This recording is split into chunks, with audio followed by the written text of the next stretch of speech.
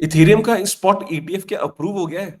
Well आपको सुन के हैरानी होगी कि पिछले थोड़ी ही देर में इथेरियम 20% से ज्यादा जो है वो पंप कर चुका है।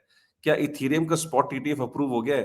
राइट, क्योंकि अभी एकदम इथेरियम के अंदर जो इतने समय से सब लोग कह रहे थे इथेरियम इज डेड, और कल भी हमने एक शो किया था मैंने और प्रणव ने, जिसमें हमने ये चांसेस डिस्कस किए थे कि इथेरियम का स्पॉट ईटीएफ अप्रूव हो सकता है नहीं। इवन मैं और प्रणव भी कहीं न कहीं हम लोग नेगेटिव थे कि नहीं यार इथेरियम का स्पॉट ईटीएफ अप्रूव नहीं हो सकता। लेकिन अभी भी अप्रूव नहीं हुआ है, लेकिन जो एसईसी ने बेसिकली ये पंप क्यों हो रहा है, तो एसईसी ने अभी जो बैंक्स हैं या जो एक्सचेंजेस हैं, उनको ये बोला है कि भाई अगर तुम इथेरियम का स्पॉट ईटीएफ लिस्ट करना चाहते हो, राइट?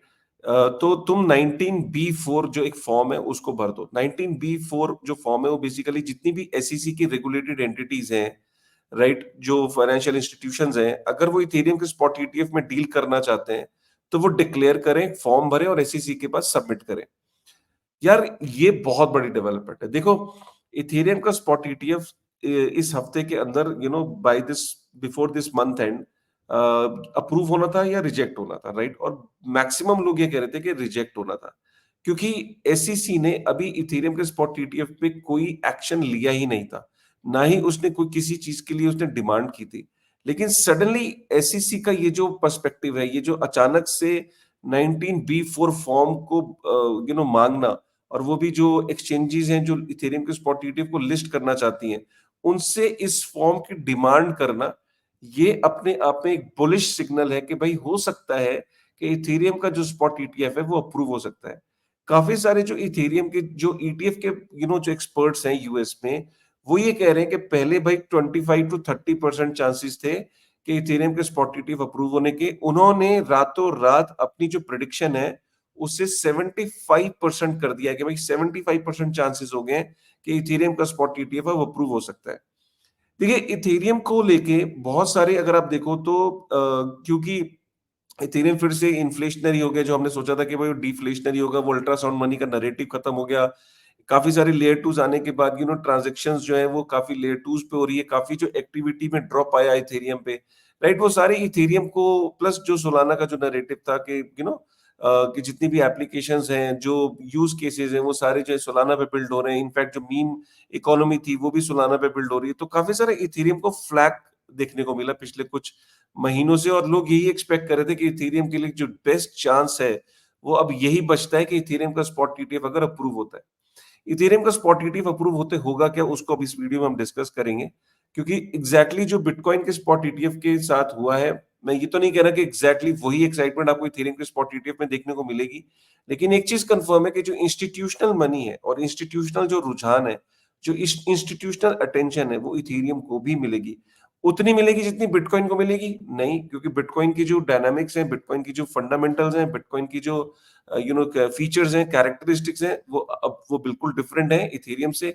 लेकिन फिर भी जो इंस्टीट्यूशनल मनी है, इथेरियम का स्पॉट ईटीएफ आने के बाद उसके अंदर कहीं ना कहीं वो अटेंशन बढ़ेगी, और ऑब्वियसली ओवरऑल पूरी दुनिया में जो रिटेल के अंदर जो एक्साइटमेंट है वो ऑब्वियसली एक नेक्स्ट लेवल पे चली जाएगी। और वही हमने देखने को मिल रहा है कि पिछले कुछ समय के अंदर इथेरियम का जो स्पॉट ईटीएफ है वो 20% से जो है वो पंप कर चुका है। आखिर होगा क्या, इसको थोड़ा सा समझने की कोशिश करते हैं।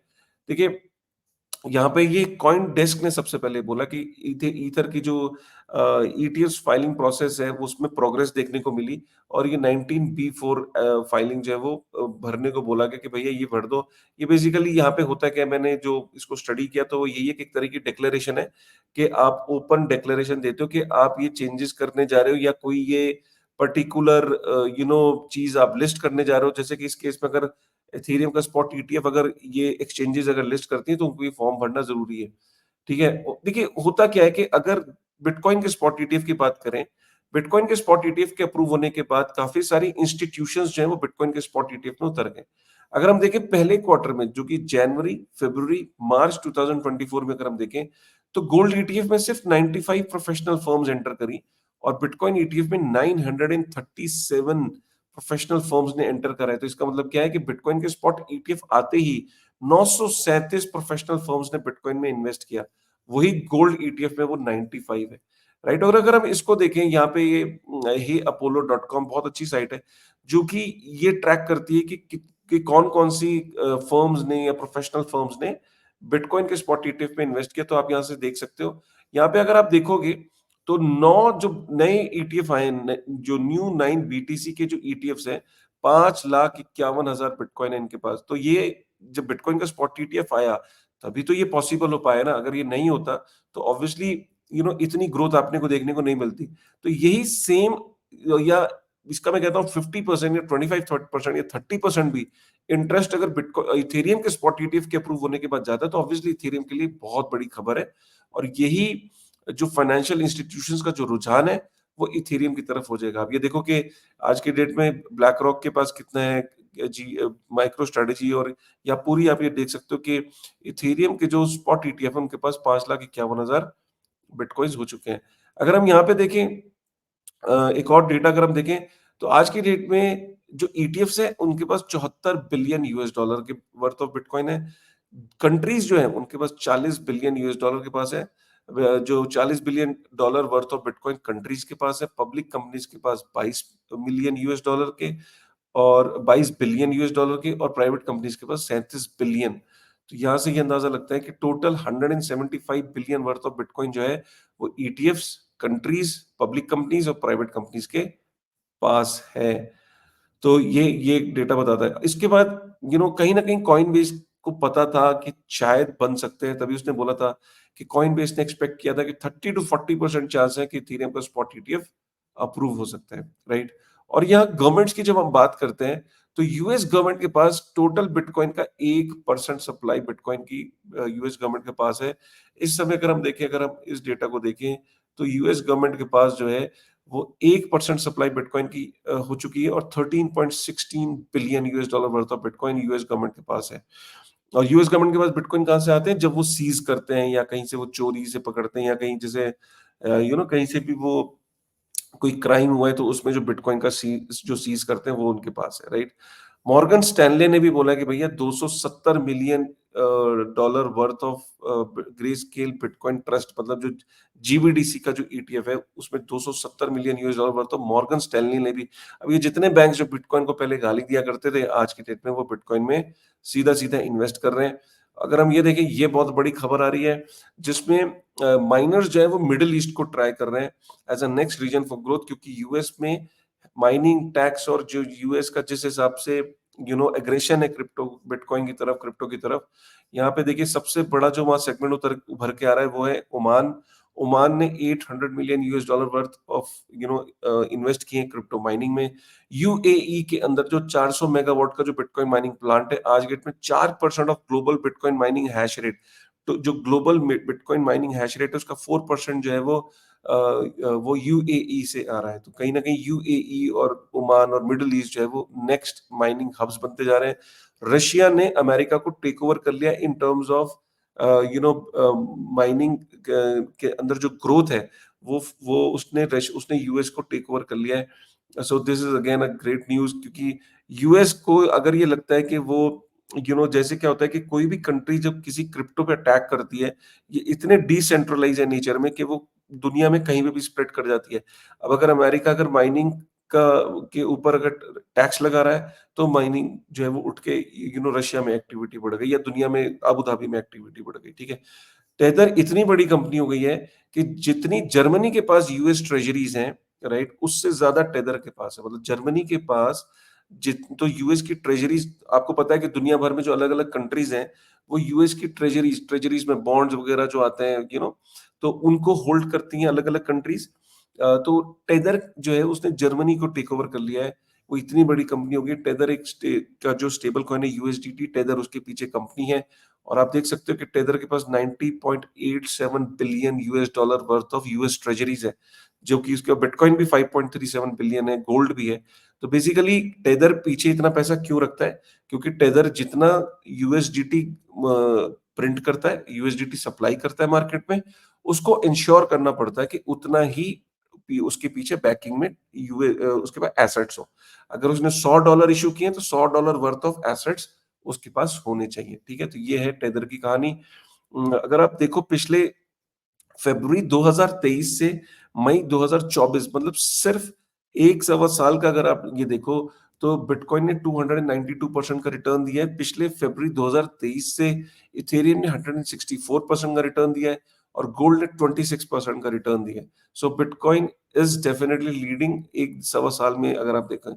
ये आपको रिपोर्ट बताती है कि यार पूरी दुनिया में 973 बिटकॉइन जो है वो जितने भी ईटीएफ से उनके पास हो चुके हैं, सारे ईटीएफ में लाके पूरी दुनिया में आज तक जितने भी ईटीएफ है वो सारे ईटीएफ की लिस्ट यहाँ पे दी हुई है। ये अमेरिका की ईटीएफ की लिस्ट है, ये बाकी कंट्रीज की ईटीएफ की लिस्ट है।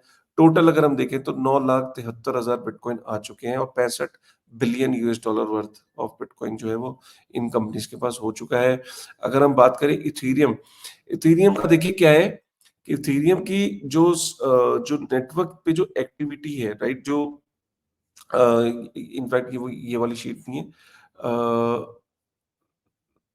राइट। सो इथेरियम की ऊपर जो एक्टिविटी है वो कम हुई है। कम होने की वजह से जो उनका अगर इथेरियम को डिफ्लेशनरी बनना है तो उसके ऊपर 3 से 4 गुना एक्टिविटीज का होना जरूरी है। अगर हमने ये देखा था कि जब इथेरियम के ऊपर एक्टिविटी बढ़ती है तो इथेरियम ज्यादा बर्न होता है, इथेरियम ज्यादा बर्न होता है तो इथेरियम जो है वो हमने देखा कि डैंकन अपग्रेड के बाद कि इथेरियम जो है वो डिफ्लेशनरी होता है। लेकिन इथेरियम के ऊपर एक्टिविटी कम होने की वजह से अगर इथेरियम वापस से इन्फ्लेशनरी हो गया है, अगर इथेरियम को डिफ्लेशनरी फिर से बनना है तो जो करंट एक्टिविटीज हैं इस वक्त उससे 4 गुना ज्यादा उसके ऊपर एक्टिविटी होनी पड़ेगी तो जाके इथेरियम ज्यादा बर्न होगा सप्लाई से ज्यादा। तो जो फ्रेश सप्लाई है उससे ज्यादा इथेरियम ज्यादा बर्न होगा अगर एक्टिविटी बढ़ेगी तब। लेकिन इस वक्त इथेरियम वापस से इन्फ्लेशनरी हो गया है। ये चार्ट बहुत इंपॉर्टेंट है, बहुत बड़ा इंटरेस्टिंग चार्ट है। बेसिकली ये चार्ट ये बताता है कि पूरी दुनिया में अगर आप देखो, यहाँ पे आप कंट्रीज के नाम आ रहे हैं, अगर पूरी उन इन कंट्रीज के अंदर ऑल टाइम हाई बना चुका है वहां की लोकल करेंसी में बिटकॉइन। तो ये चार्ट यहाँ से ये बता रहा है, राइट। और अगर हम जाते जाते प्राइसिंग को देखें तो बिटकॉइन भी 71,000 यूएस डॉलर से ऊपर चल रहा है। इथेरियम देखिए 19% का पंप आया इस न्यूज के बाद, जो कि इस न्यूज को हमने कवर किया। ऑल एंड ऑल बहुत बढ़िया खबर है इथेरियम के लिए। और इथेरियम का कल हमने एक शो किया था, मैंने और प्रणव ने, वो भी बड़ा इंपॉर्टेंट शो था, उसको भी आप ज़रूर एक बार देखिए। वेब3 की दुनिया पे हमने किया था। और उम्मीद करता हूँ कि इथेरियम के, देखिए जाते-जाते मैं यही कहूँगा कि सोलाना कहता था, या सोलाना तो ऑब्वियसली नहीं कहता था, सोलाना के जो मैक्सिमलिस्ट हैं या सोलाना के अंदर जो बिलीव करते हैं, उनका ये मानना था कि इथेरियम इज़ डेड। इथेरियम कहता था बिटकॉइन इज़ डेड।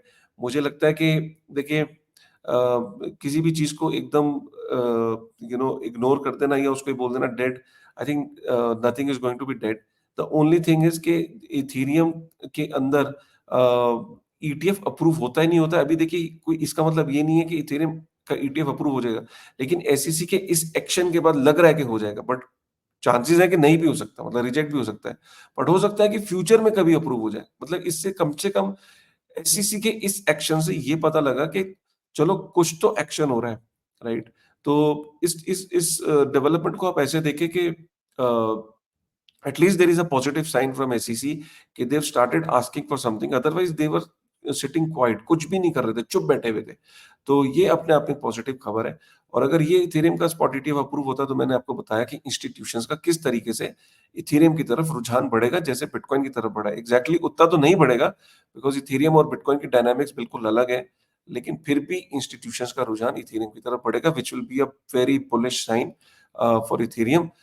इनफैक्ट जो बैंकलेस चैनल है उसका तो ये कहना है कि आफ्टर इथेरियम का spot ETF approval Ethereum less than 10,000 US dollar उसको यकीन नहीं आएगा। सो उनका ये मानना है कि $10,000 से ऊपर तो इथेरियम को जाना ही चाहिए आफ्टर इथेरियम का स्पॉट ईटीएफ अप्रूवल होने के बाद। ऑब्वियसली किस तरह की फाइनेंशियल एडवाइस नहीं है, ये एक बैंकलेस चैनल है जो इथेरियम के बहुत ही बड़े मैक्सिमलिस्ट हैं, उनकी ये सोच है, उनका ये मानना है।